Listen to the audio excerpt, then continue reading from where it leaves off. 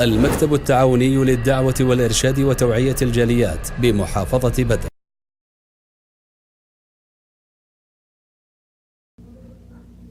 الحمد لله رب العالمين والصلاة والسلام على أشرف الأنبياء والمرسلين أما بعد. عن عائشة رضي الله تعالى عنها قالت كان النبي صلى الله عليه وسلم يذكر الله على كل أحيانه.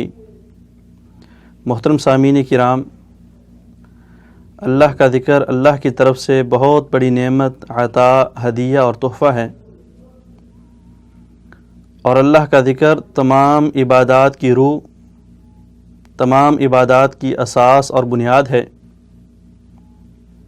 اسی لیے حضرت عائشہ رضی اللہ تعالیٰ عنہ فرماتی ہیں کہ آقا علیہ الصلاۃ والسلام ہر وقت اپنے آپ کو اللہ کے ذکر میں مشغول رکھا کرتے تھے، اپنی زبان مبارک کو ہر وقت اللہ کی یاد سے تر کیا کرتے تھے، تر رکھا کرتے تھے۔ امام الانبیاء سید المرسلین اللہ رب العالمین کا اتنا زیادہ ذکر کیوں کیا کرتے تھے؟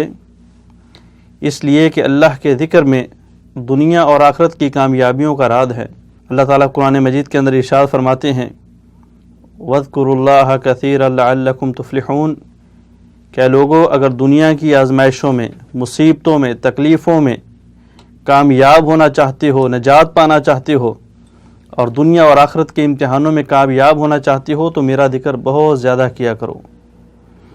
آقا علیہ الصلاۃ والسلام اللہ کا ذکر اس لیے کیا کرتے تھے کہ اس کے اندر مومن کی زندگی کو سکون ملتا ہے، مومن کی زندگی کے اندر راحت آتی ہے۔ نبی علیہ الصلاۃ والسلام اللہ کا ذکر کثرت کے ساتھ اس لیے کیا کرتے تھے کہ ان ذکر رأس الشکر، کہ ذکر شکر کی بنیاد ہے۔ ذکر کرنے سے انسان شاکر بنتا ہے، اور جب انسان شاکر بن جاتا ہے تو اللہ تعالیٰ اپنی نعمتوں کے اندر، اپنی برکتوں کے اندر، اپنی رحمتوں کے اندر اضافہ فرما دیتے ہیں۔ نبی علیہ الصلاۃ والسلام اللہ کا بہت زیادہ ذکر اس لیے کیا کرتے تھے کہ اللہ ذکر کرنے کی وجہ سے انسان کی زبان کی حفاظت کرتے ہیں، اللہ ذاکر آدمی کی زبان کی حفاظت کرتے ہیں۔ جب کوئی لڑائی جھگڑا سختی والا معاملہ آتا ہے تو وہ انسان اس معاملے کے اندر اپنی زبان کو بڑا سوچ سمجھ کے استعمال کرتا ہے، اور انسان زبان کی ہلاکتوں سے محفوظ ہو جاتا ہے۔ جب انسان زبان کی ہلاکتوں سے محفوظ ہوتا ہے تو جنت پکی ہو جاتی ہے۔ آقا علیہ الصلاۃ والسلام نے ارشاد فرمایا جو انسان مجھے زبان کی گارنٹی دے دے، ضمانت دے دے، میں اس کو جنت کی ضمانت دیتا ہوں۔